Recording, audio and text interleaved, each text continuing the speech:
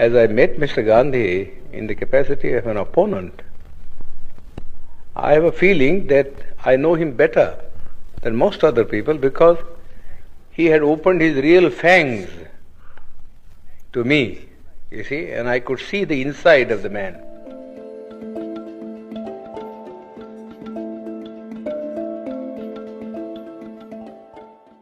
You see, while others who generally went there as devotees, you see, saw nothing of him except the external appearance which he had put up as a Mahatma, you see.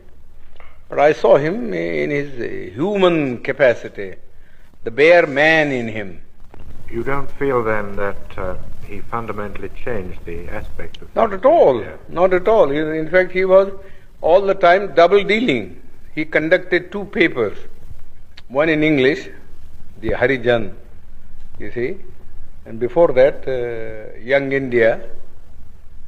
And in Gujarati, he conducted another paper, you see, which is called the Deenbandhu or something like that. Now, if you read the two papers, you will see how Mr. Gandhi was deceiving the people. In the English paper, he posed himself as an opponent of the caste system and of untouchability, you see, and that he was a Democrat. But if you read his Gujarati magazine, you see, you will see him a more orthodox man. He has been supporting the caste system, the Varnashram Dharma, and all the orthodox dogmas, you see, which have kept India down, you see, all through ages. In fact, somebody ought to write Mr. Gandhi's biography by making a comparative study of the statements made by Mr. Gandhi in his Harijan and the statements made by Mr. Gandhi in this Gujarati paper. The Western world only reads, you see, the English paper, where Mr. Gandhi, in order to keep himself, you see, in the esteem of the Western people who believe in democracy, was advocating democratic ideals, you see. But you got to see also what he actually taught to the people in his vernacular paper. Nobody seems to have made any reference. All the biographies that have been written of him, you see, are based upon his Harijan, you see, and the Young India, but not upon the Gujarati writings of Mr. Gandhi. We have been carrying on with untouchability for the last 2000 years. Nobody has bothered about it, you see. Nobody is bothered about it. Yes, there are some disabilities which are very harmful. For instance, people can't take water, and people can't have land, you see, to cultivate and earn their livelihood. But the other things which are far more important, you see, namely that they should have the same status, you see, in the country, and that they should have the opportunity to hold high offices, so that not only their dignity will rise, but also they will get what I call strategic positions from which they could protect their own people. Mr. Gandhi was totally opposed. Totally opposed. You see? He was content with things like temple entry. Temple entry, that was all the thing that he wanted to do. You see? You see? Which is nobody cares for Hindu temples now. The untouchables have become, you see, so conscious of the fact that temple going is of no consequence at all. You see, you live in the untouchable quarters, just the same, whether you went into the temple or whether you did not go into the temple. People, just as for instance, people at one time would not allow the untouchables to travel by railways, you see, because of pollution, you see. But now they don't mind, because the railways won't make any separate arrangement.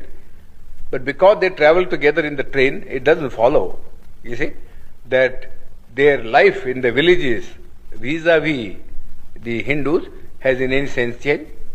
You see, whenever the Hindu and the untouchable alights at a railway train, you see, they assume their old robes.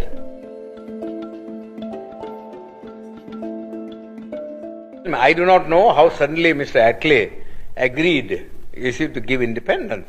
That's a matter of secret which Mr. Attlee one day, I think, will disclose in his autobiography, how he came to do that, you see, because nobody ever expected. You see, such a sudden change of front. Nobody ever expected. It seems to me, from the analysis that I make about it, there are two things which I think led, to the Labour Party to take this decision. One is the national army that was raised by Subhash Chandra Bose. The British had been ruling this country in the firm belief that whatever may happen, in this country, and whatever the politician may do, they will never be able, to change the loyalty of the soldier. That was the one prop on which they were carrying on their administration. Now that thing was completely dashed to pieces, when they found that even the soldier was being seduced and to form a party or a battalion to blow off the British. Then I think the British came to the conclusion that if they were to rule India, the only basis on which they could rule was the maintenance of the British Army, going back to the year 1857, when the Indian soldier rebelled against the East India Company. And they found that it would never be possible for the British to supply India with enough European troops to keep their hold on it. Secondly, but I think the British soldier wanted the disbandment of the army immediately, so that they wanted to go to their civil jobs. How much indignation there was at this gradual disbandment of the army.